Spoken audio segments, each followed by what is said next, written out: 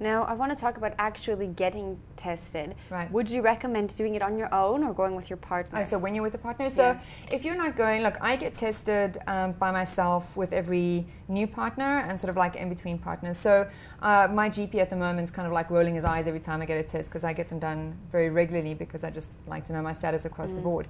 And so obviously if you're that way inclined, you'll be doing that sort of once a year by yourself. And if you're with a partner, I find that most people like to go to their own GP.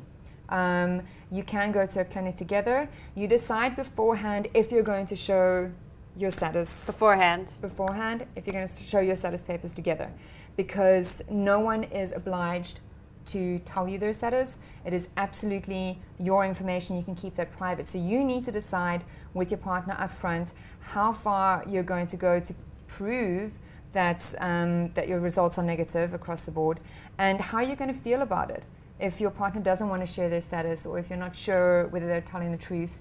So you talk about that all up front. So clinic can go together, doctor can go together, but usually people have their own GPs, so they'll go separately. Is it wrong to demand to see someone's paper?